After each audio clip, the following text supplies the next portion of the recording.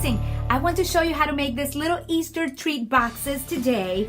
And I want you to go grab your scrap paper, the pretty paper you have in there that you're not using, and make them. They're really simple. If you like what you see today, subscribe to my channel. Thanks for being here. Ciao, ciao. So here I go, materials for you. Go grab some of your scrap paper. And this is some of my scrap paper. I call it scrap because it's already retired, and usually I'm not using it as often anymore. But it is going to be a 6" by 8.5" piece of designer series paper. You will also need a means to score, and you don't necessarily need to use the Simply Score. You can use any of your scoring boards, or you could use a ruler maybe, and bone folder, or a stylus if you have one. Okay, and you would measure where's your 2" and then you would make your line like that. In this case, I will show it making it with this scoring tool because it's way easier. So first you're gonna put it on your 6. Oh, sorry. You will need scissors too. Scissors. This is another one. And that's mainly what you will need, and glue for your box. So paper, scoring tool, scissors, and glue. That's it. Okay, follow me. You will put your paper on the top at the 6", and you will be making a 2" mark or score line right here. Then you will twist your paper to the other side, to the 8.5, and you will be scoring at 2, then at 4, then at 6, and last at 8 inches. Okay? 2, 4, 6, 8. No wonder they call it the 2, 4, 6, 8 box, right? Okay, and that is all you need the scoring tool for. So we'll put it on the side. And now, step number 2, you will be cutting. So use your scissors, and the way you will do this is you will be cutting right here on each of the score lines up to the 2" mark that you created on that side. You have a horizontal 2" line that you just made right here, 2 inches. Well, you're gonna cut up to that 2 inches, okay? There you have it. And you can do this with your cutter if you wish, your paper trimmer if you wish, but I'm just doing it with scissors. It's way easier and way quicker.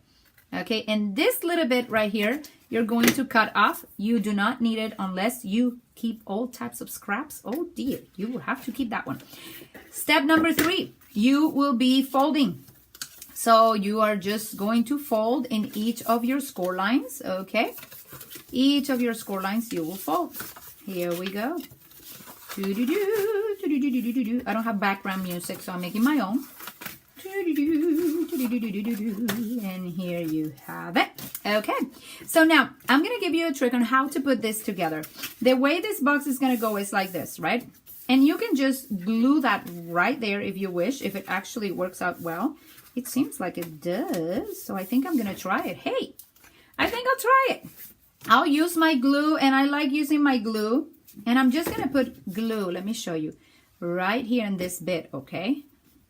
I don't have much glue in this bottle anymore, but I'm using the bits I have. Ha-ha! Okay. So there, I did not put that much glue. Okay. And in this case, you know what? I think it works totally fine if I do this. Yep, it works very well. I'll just put that in there. Hey, I never did it this way. I always do the flaps before I do that, but I like it this way, easier. And then you are going, this is the right way of the box, right? This is the back, actually. So we're gonna put the back on the back. And then you're going to turn your box looking this way. Why am I doing that? Because I want you to know that this is the back. I want this flap to be the last one to go and make the bottom, okay, this flap. So this is my back. I'll turn it around and I'll leave this one for last. So I'll do this two first, then this one, and last this one. Why? Because I want this crease in here that is all pretty to be seen, and not this type of creases. Do you see them? There's sort of like an opening right there. I want, these are the cut ones. This is just a crease right there, and it's all pretty. So just for pretty, you know, because I want it to be pretty, I'm gonna do that. So again, let's put the box. This is the back, this is the front, this is the last one. And now I'm gonna start gluing things down. And again, you can use sticky strip, you can use any of your adhesives that holds. If you're going to put something very heavy, then I would say use the best adhesive that you have. This one actually holds very well. I've used it for many projects, and you can use your bone folder, whatever, a ruler, a pencil, just to keep that. Let me see, where's my back? Woohoo, I don't want to lose my back. Okay, here's my back. So this is the next one that is going to come down. I'll put a little bit of glue there. And then I'm going to put this one.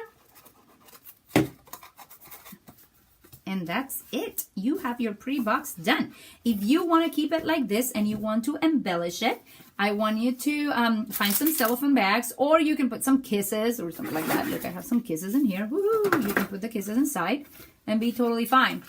But if not, you can use the 2x8 cellophane bags that Stampin' Up has. Here's an example of them. And in my case, I use it, you know what, I went looking for what I had. I'll be honest with you. I'm like, what can I put in those bags? You know, I have them. And my girls already bought some of these Girl Scouts cookies. So I took it from them, but don't tell. No, she knows. Emma shares. So here are some of the peanut butter cookies. Dosey Dos is how they're called. Dosey Dos. So, hey, this is a 2468 box, and I'm using Girl Scout cookies. Dosey Dos. Yay. There you go. So I put two of them together, and I put them with a ribbon inside, and they look also pretty, right? But if you don't want to keep it open, I'm going to show you how to make it this other way. And it's actually very simple. You will be putting this two sides together with your fingers, just like that. This is my back. This is my front.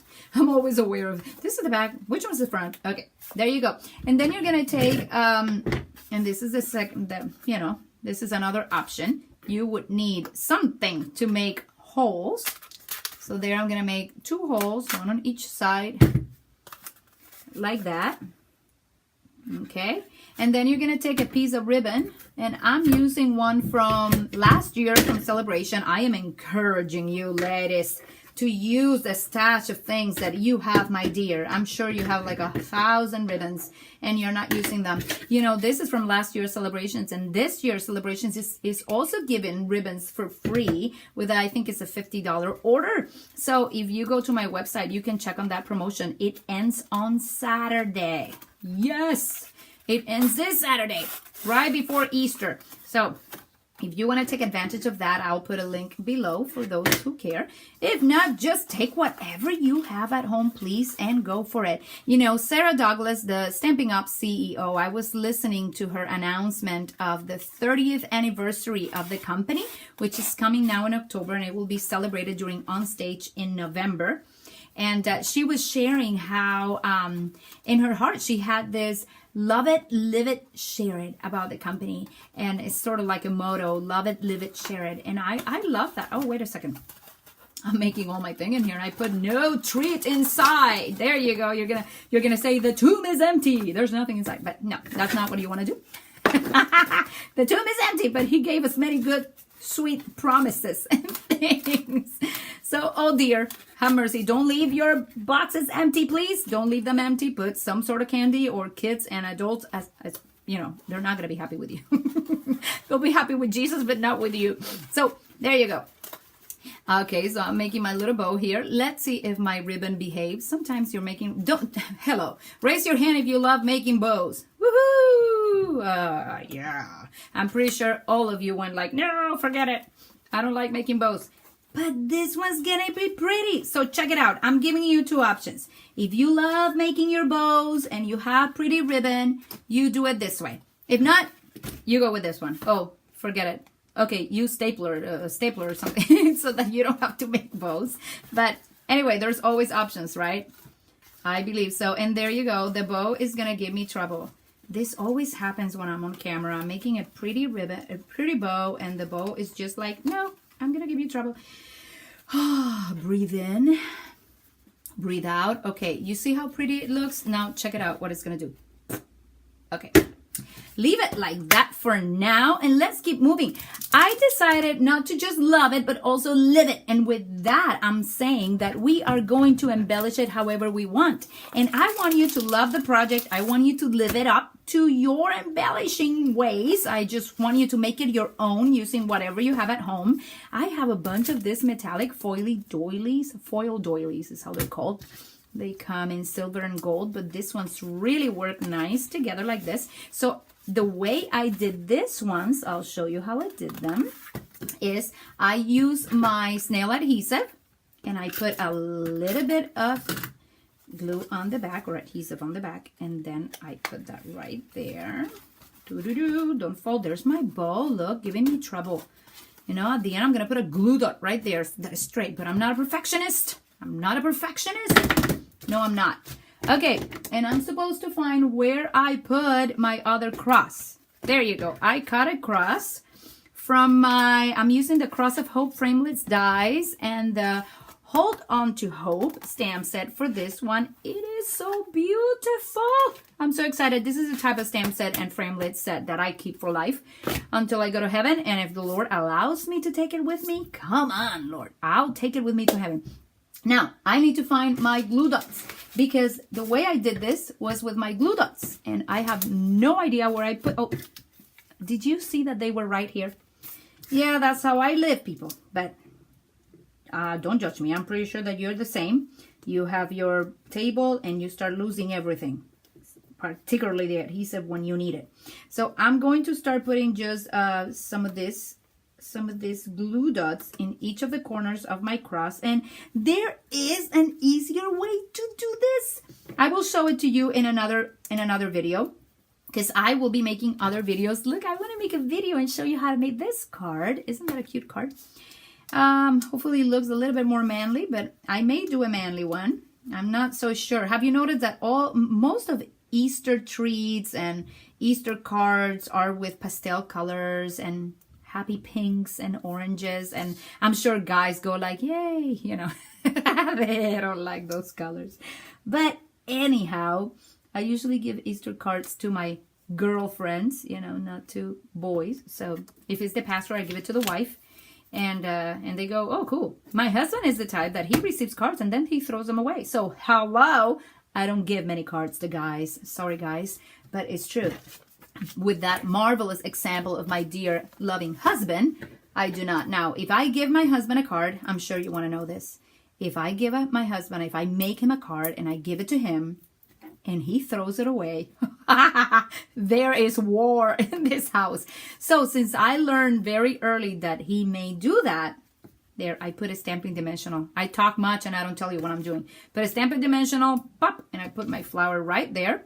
That is this cute flower. Okay.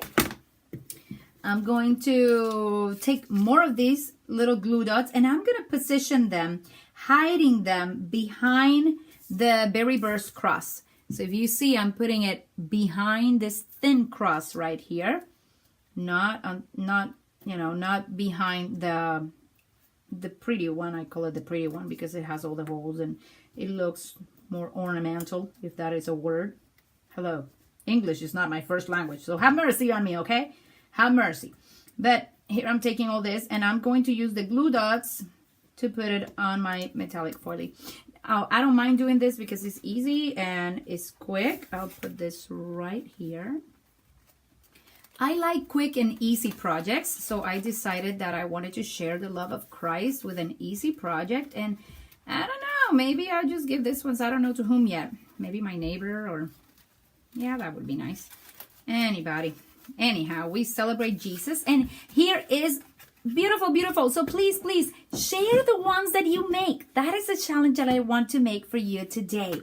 I remember Sarah Douglas saying, love it, live it, share it. So now I want to ask you to make your own Easter treat bags, the 2, 4, 6, 8.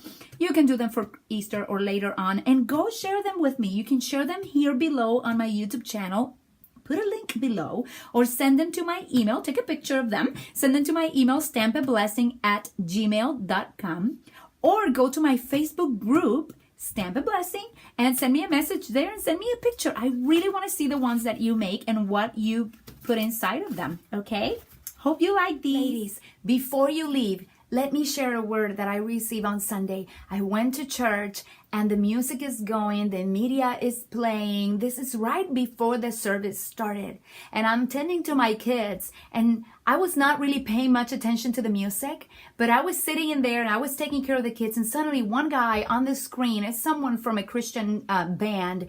He apparently, they're not going out like on how do you say that, when they go in concerts and all of that through the whole United States. But he was sharing his testimony and he said this. He said, God does not need you to be successful. He wants you to be surrendered. And when he said that, my heart was on fire. My heart was on fire because that's the life I want. And sometimes I don't know how to live it.